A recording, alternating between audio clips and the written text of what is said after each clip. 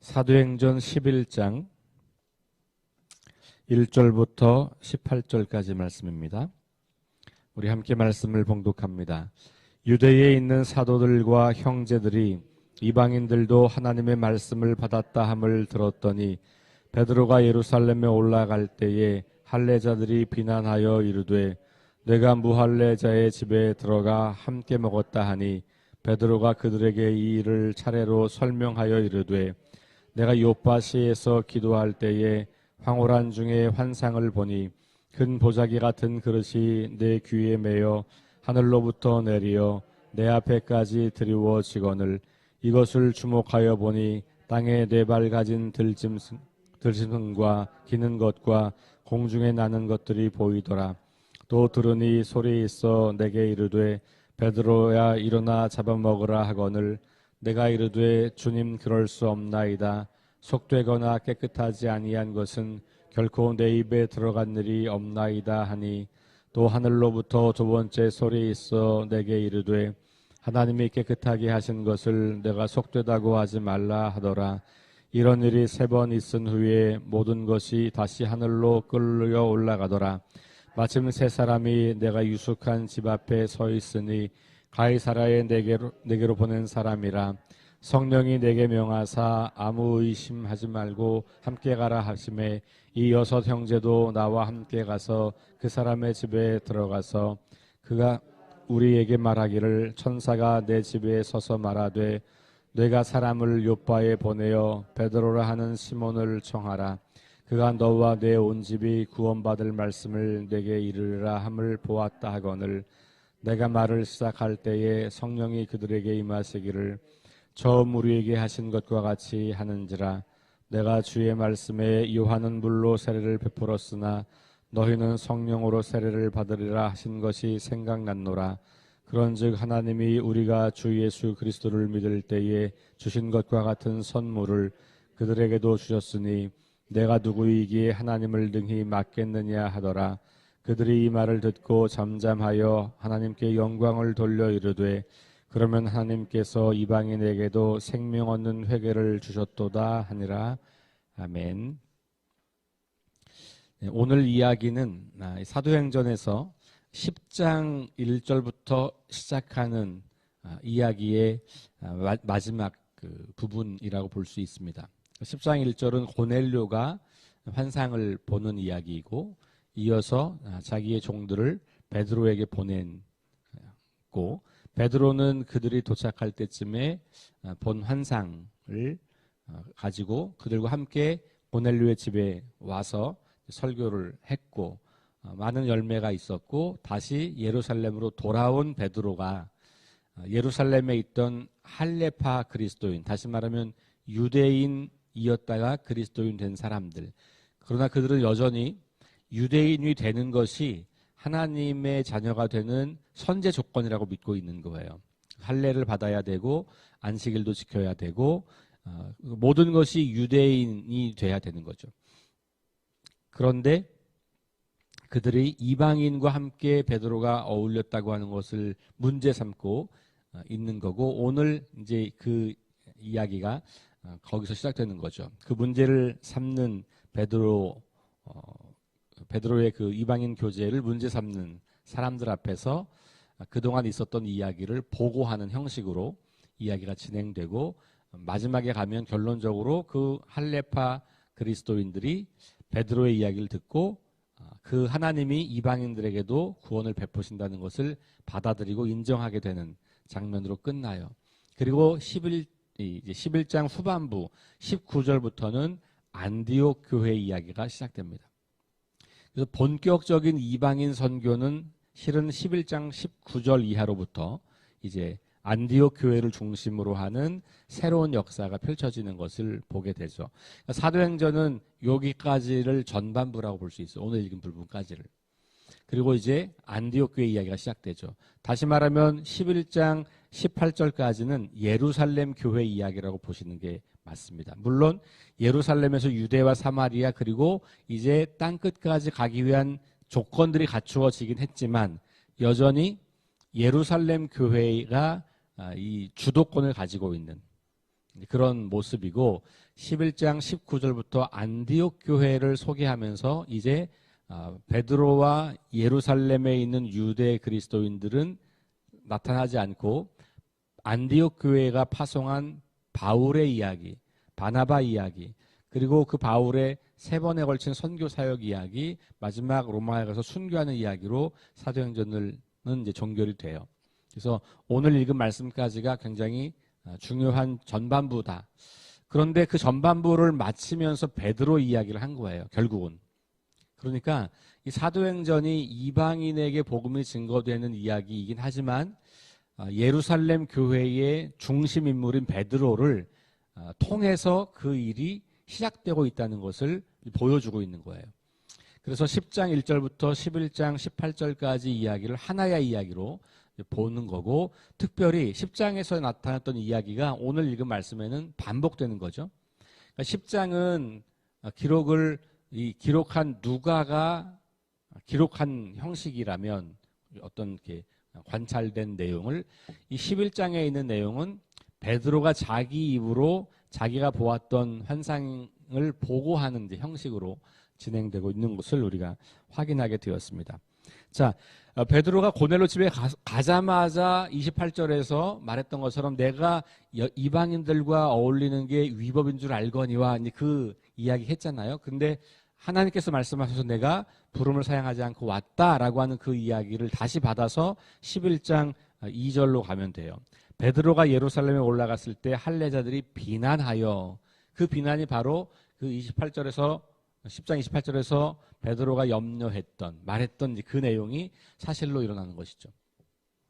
그러면서 무할례자의 집에 들어가 함께 먹었다, 이렇게 이제 비난하는 것이죠. 근데 이 문제를 추궁하고, 물론 이제 이 사람들은 이제는 유대교에서 그리스도인으로 넘어온 사람들이긴 하니까 돌을 던져서 죽일 정도는 아니겠지만 이거 심각한 문제라고 여겨서 이걸 문제 삼는 거죠. 지금 우리로 말하면 교리적인 논쟁을 하자는 거예요.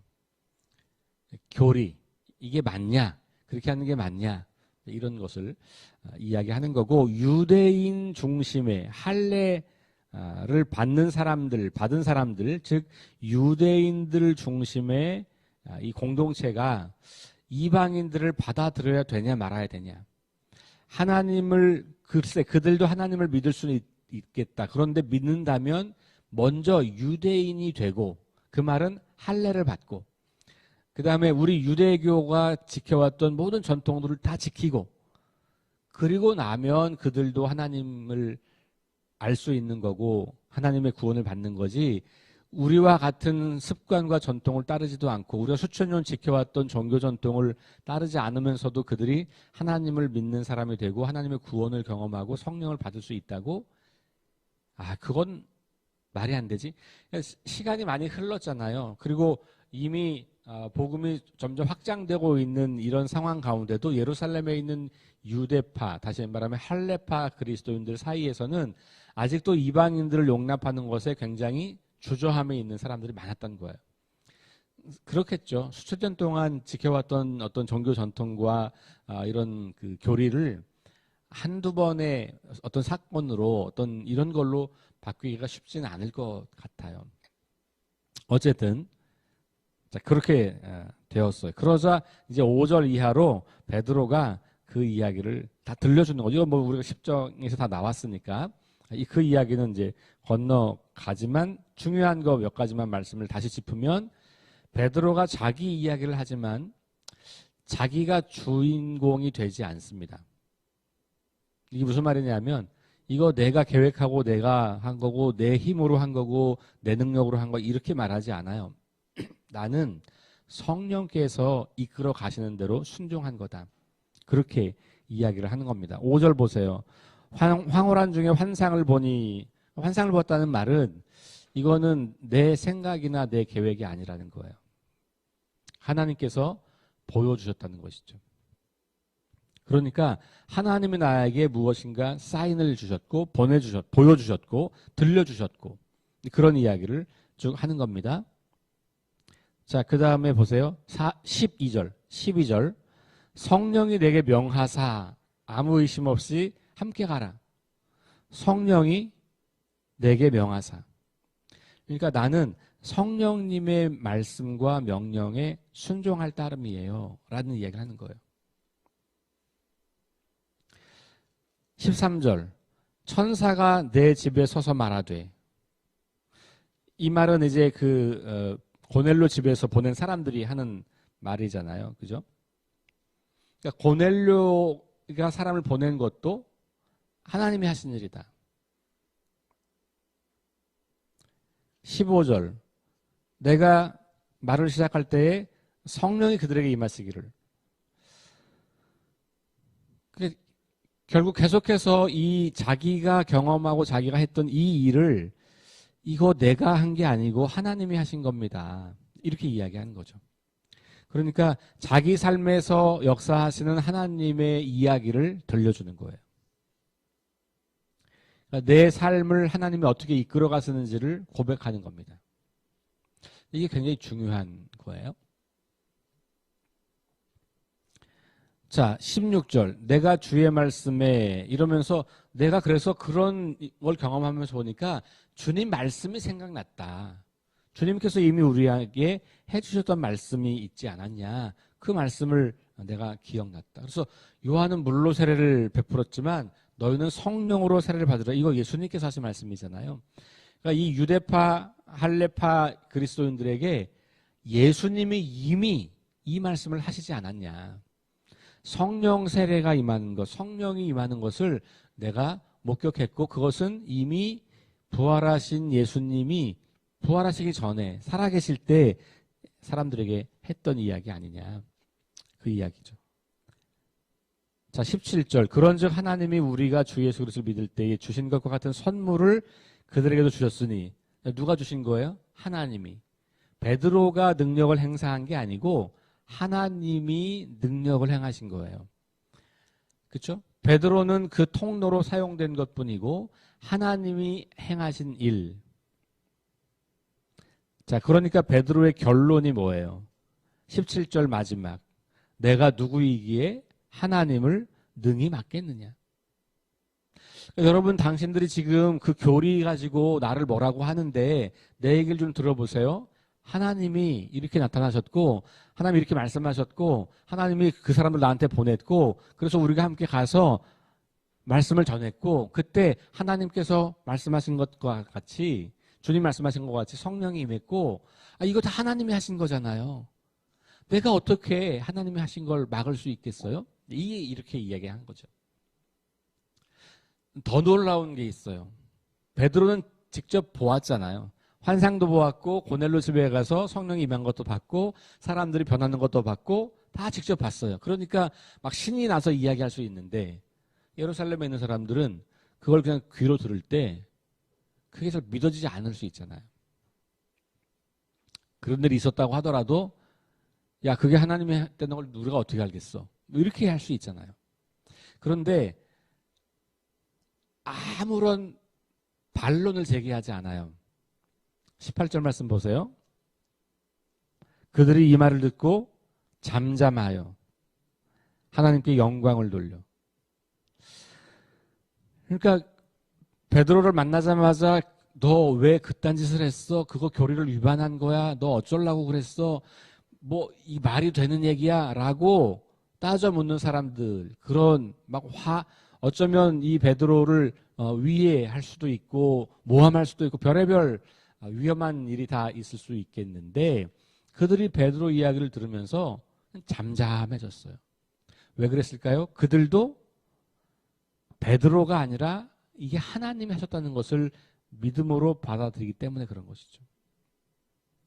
그러니까 결국은 우리의 한계를 뛰어넘는 것, 우리의 장벽을 뛰어넘는 것, 이것이 우리가 하는 일이 아니고 하나님이 하는 일이라고 하는 것을 믿고 신뢰할 때에 그것이 함께 넘어가지는 것이죠. 나는 넘어가려고 하는데 다른 모든 사람들은 그러면 안 됩니다. 이렇게 말하면 안 되잖아요. 그런데 예루살렘 교회가 훌륭한 것은 그것이 가능했던 교회. 하나님이 그렇게 하셨단 말이야? 그럼 우리가 우리 거 포기해야지. 하나님이 그렇게 인도하셨고 하나님이 그렇게 결과를 내셨어? 그럼 그동안 우리가 갖고 있었던 거 내려놔야지. 이게 우리가 잘못된 거였나 봐. 아니면 하나님께서 새롭게 일을 하시나 봐. 라고 우리가 인정할 수 있겠죠. 이것이 예루살렘 교회의 마지막 모습이에요. 우리 사도행전이 보여주는. 그러니까 결국 예루살렘 교회가 마지막 모습은 뭡니까? 하나님께서 이방 땅에서도 일을 하셔서 이방 사람들도 구원받고 성령 받고 하나님의 자녀가 되고 우리의 형제가 되는 거구나. 오케이, 인정.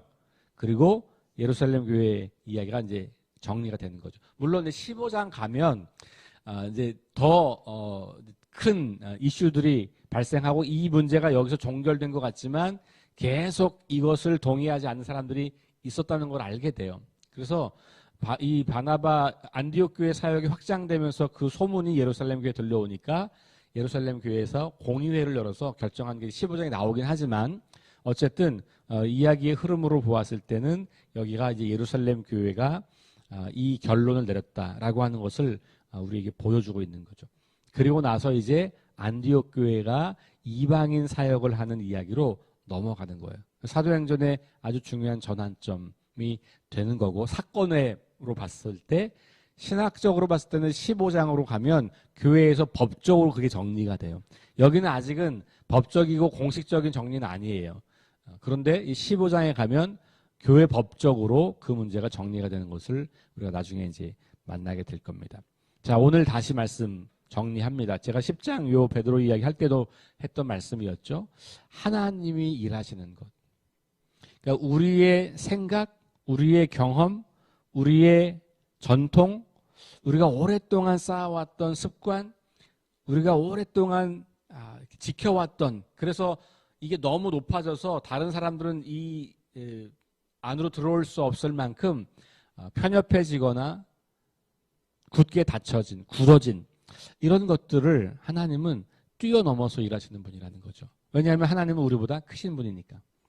우리가 이걸 늘 기억하는 게 좋아요. 하나님은 우리보다 크신 분이야. 제가 읽은 책 중에 재미난 책 제목이 있어요. 그 아주 오래된 책인데 더 있다. 책 제목이 더 있다예요. 더 있다. 근데 거기엔 굉장히 많은 사람들을 소개한 책이에요. 그 사람이 국민일보 기자가 쓴 책인데 이분이 이제 국민일보에 이제 사람들을 소개하려고 인터뷰도 하고 뭐 취재도 하잖아요. 그러면서 만났던 아주 많은 우리 그리스도인들의 이야기예요.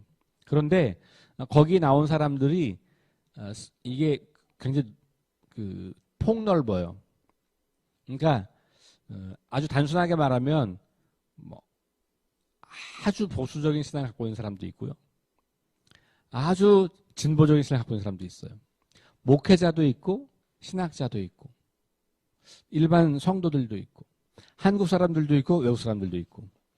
근데 이분이 맨 마지막에 이 책을 내게 된 이유를 쓰는 거예요. 그게 뭐냐면 우리는 우리가 알고 있는 것보다 더 많은 세계가 있다는 걸 알아야 된다. 그 얘기예요, 결국은. 그러니까 내가 믿는 신앙이 다가 아니다. 내가 알고 있는 하나님 경험이 다가 아니다. 그래서 하나님께서 일하시는 방식은 더 다양하고 더 많다. 그러니 세상에는 내가 알고 있는 것보다 더 많은 것이 있다. 요거예요. 세상에는 내가 경험한 하나님보다 더 크신 하나님이 일하고 계시다. 세상에는 내가 알 수 있는 한계보다 더 멀리 가서 하나님을 만나고 경험한 사람들이 있다라는 거예요. 그렇죠.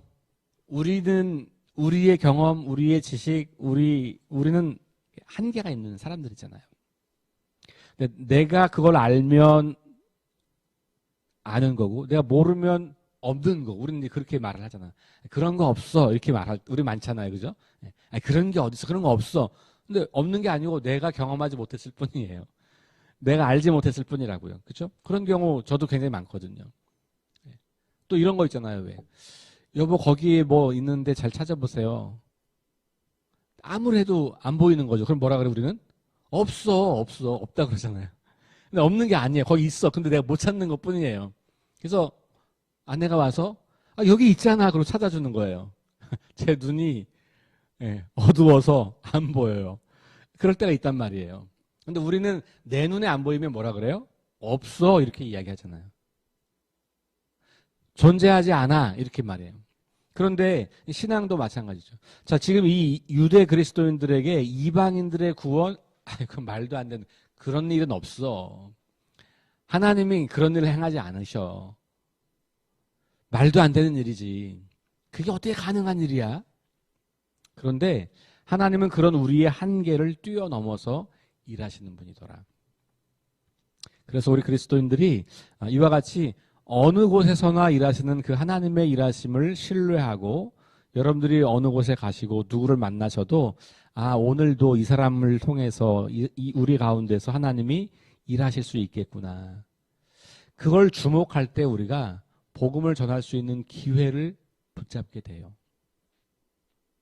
그걸 포착하지 못하면 복음을 전하기가 굉장히 어려운 거예요.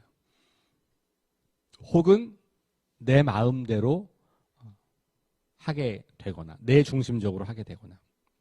근데 하나님이 일하시는 것을 목격하면 내가 하고 싶은 대로가 아니라 그 사람의 필요를 발견하게 돼요. 그러니까 하나님이 거기서 그 일을 하고 계시다는 것은 그 사람의 필요를 충족시키면서 그 일을 하고 계신 거거든요. 근데 우리는 그걸 알지 못하기 때문에 내 중심적으로 복음을 전하거나 내 중심적으로 사람들과 대화를 이끌어 가려고 하는 거예요. 그러면 어떻게 되냐 하면 잘 안 듣고 내가 하고 싶은 말만 해요. 그러면 그 사람들의 필요에 충족되는 게 없어요. 그러면 우리가 전하는 복음을 받아들이려고 하지 않아요. 그런데 그들의 이야기를 잘 듣고 하나님이 어떻게 그 가운데서 일하고 계신지를 발견하기 시작하면 그 사람의 필요가 보이기 시작해요. 그리고 그 필요를 채워주는 것이 첫 번째라는 것을 알게 되고, 그리고 나서 그가 그런 것이 충족되기 시작하면 우리가 하는 이야기를 듣기 시작해요. 이것이 굉장히 중요한 복음을 전하는 방식이어야 하는 거죠. 특별히 지금 이 시대엔 더없이. 근데 그게 이 성경에도 계속 나와 있는 방식이에요. 그 출발점은 더 있다. 하나님은 지금 나에게만 계신 게 아니고 저 사람에게도 계셔서 일하고 계신다. 그가 그걸 모를 뿐이지 하나님은 여전히 그 사람에게서도 일을 하고 계신 거예요. 그가 감지하지 못하는 것 뿐인데 우리 같은 사람을 만나면 그게 하나님이 하시는 거였어 라고 이해하게 되고 깨닫게 되는 거. 우리는 그걸 알려주는 거예요. 그런 거죠. 이방인들에게 성령이 임했고 그것이 무엇인지를 말해줬고 그래서 그들이 회개하고 예수 그리스도를 믿게 되었고 그걸 통해서 복음이 점점 온 세계로 확장되는 것들을 이제 우리가 목도하게 되는 거죠. 우리가 오랫동안 열심히 신앙생활하고 열심히 기도하고 열심히 훈련받아 와서 우리에게 익숙한 방식이 있고 우리가 잘하는 방식이 있고 우리가 그것을 조금 더 이렇게 좀 지나치게 말하면 그래서 거기 안에 갇혀 있는 것들이 있는 거죠. 우리 교회도 마찬가지고 그걸 과감하게 뛰어넘을 수 있는, 왜냐하면 하나님이 그것 바깥에서 일을 여전히 하시기 때문에, 하나님이 우리 교회 바깥에서 일하고 계시기 때문에 그것들을 계속해서 발견해내면서 하나님에 이끌려서 성령님에 이끌려서 함께 나아가는 저와 여러분 될 수 있기를 주의 이름으로 축원합니다. 기도하겠습니다. 하나님 감사합니다. 오늘 베드로 이야기를 다시 베드로의 입을 통해서 반복하면서 성령 하나님께서 이끌어 가신 일임을 고백했고 그 이야기를 들었을 때 유대의 할레파 그리스도인들이 잠잠히 하나님께 영광을 올려드리며 하나님께서 이방인에게도 생명 얻는 회개를 주셨다는 것을 인정하고 받아들였던 이 놀라운 사건을 보게 되었습니다.